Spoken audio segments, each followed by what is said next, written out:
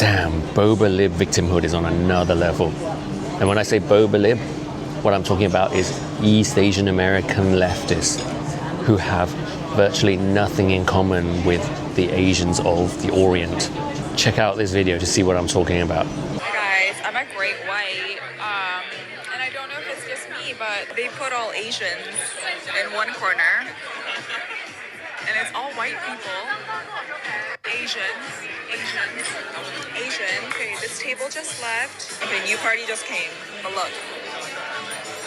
Asian. Oh, I know where that is. Unironically, it's a restaurant called Great White, and they have multiple locations in Los Angeles. This one is specifically the one on Melrose in West Hollywood. And first of all, people are upset because the restaurant on Melrose Avenue in Los Angeles is named Great White after the great white shark.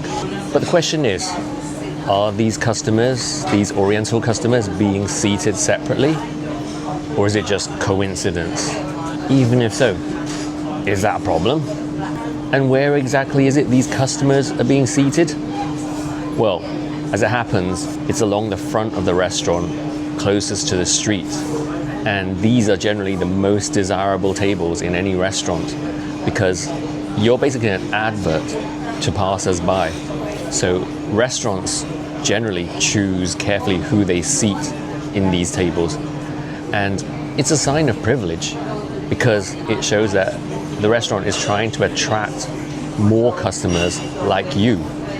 And there's a stereotype that Chinese immigrants have a lot of money to spend. And I'm not talking about the older generations of immigrants, but the newer waves, the ones who are wealthy enough to escape China in recent years. They are absolutely loaded.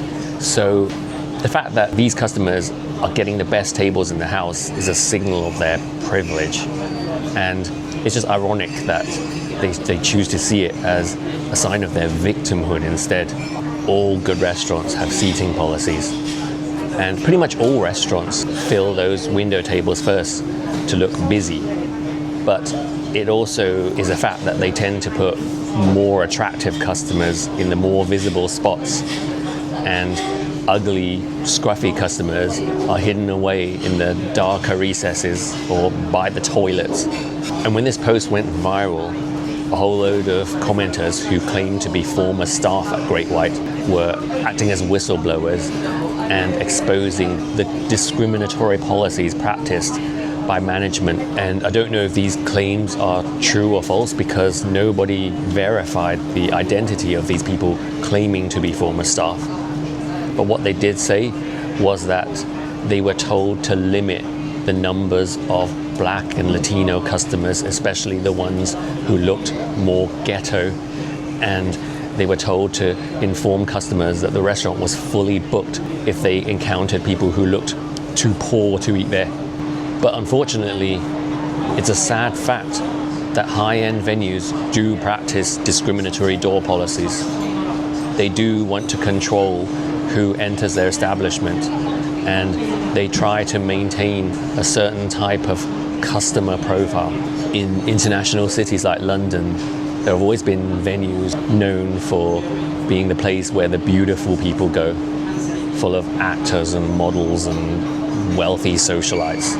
And so the fact that these Orientals were allowed in, never mind given the best seats in the house, they should have been complimented, not offended.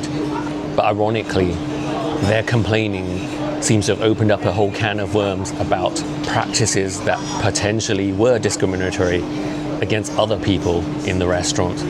But about 25 years ago, around the year 2000, I was out partying one night with a group which included Coolio, the rapper. He was dating a friend of ours, and we tried to get into this club just off Regent Street. I can't remember what it was called, and he wasn't allowed in. In those days, most of the doormen here in London were Eastern Europeans, and the staff on duty that night obviously didn't know who Coolio was. They didn't know about Gangsta's Paradise, and so they thought he looked too hood. They thought he literally stepped out from Gangsta's Paradise, so he wasn't allowed in. But they let me and my friends in first, even though I didn't have a pot to piss in. But those were different times. As I said, it was about 25 years ago. But if you go back even further, in the 80s, in London, you had to look right to get into any of the good nightclubs. They had very strict door policies, and if you weren't dressed right, they didn't let you in. These days, I don't think they can really get away with this kind of stuff anymore. So it happens much less, and it's certainly much less blatant, but seating policies are still very much in force in any good restaurant. And the reason I'm highlighting this particular example once again is because the boba libs in question don't even realize that they're advantaged because they automatically assume that they're being racially discriminated against. And not everything is about racial victimhood. I know it's very trendy nowadays, but it's so lame when you jump on that bandwagon. And I actually benefited greatly from my yellow privilege, as well as my LGB privilege. Yeah, I'm pretty sure that some of the great opportunities I've had over the years were given to me partly as a result of my identity. Or maybe I'm just too humble, and I can't admit that it was because of my greatness. But what do you think? Do you feel these customers had a genuine cause to be unhappy? Or are they just playing victim? And have you observed this type of practice in restaurants or anywhere else? Do let me have your thoughts. And if you enjoyed this video, please like, share, comment, follow, subscribe. Anything to help my performance, this horrible algorithm. Thank you.